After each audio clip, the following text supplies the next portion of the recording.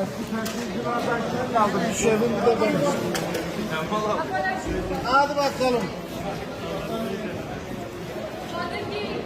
Neler söylemek istersiniz vekilim? Neler söyleyeceğiz? Hizmet edeceğiz. Yardım edeceğiz, dayanışacağız, taşıyacağız.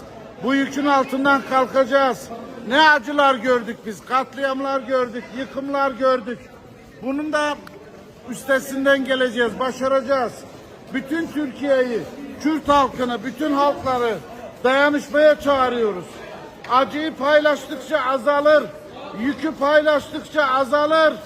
Hadi Türkiye, hadi Kürdistan, hadi halklarımız.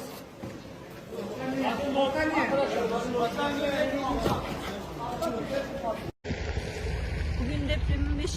günü.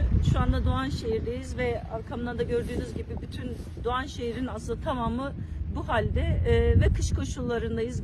Geceleri burada -18 dereceyi buluyor. Halkımızın çok acil olarak kışlık çadıra, konteynera, sobaya, oduna, kömüre ihtiyacı var. Yine köylerde olan halkımız açısından hayvanlarını barındıracak çadırlara ihtiyaçları var. Ve en önemli ihtiyaçlardan birisi de jeneratör. Çünkü ilçelerde ve köylerde elektrik yok. Bu konuda bütün halkımızın duyarlı olmasını ve herkesin bir seferberlik ruhuyla bütün deprem bölgelerine kışlık çadır ulaştırmasını bekliyoruz. Havalar çok soğuk burada ve insanların bekleyişleri sürüyor.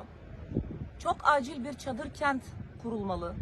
Sembolik değil, sadece sarayın televizyonlara servis ettiği çadır kent kurduk anlamında değil. Gerçekten halkın ihtiyacını karşılayacak çadır kentlere ihtiyaç var. Bu bir an önce başlatılmalı.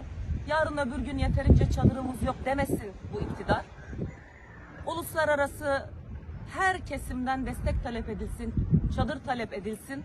Çadır kentler çok acil bir şekilde kurulmalıdır.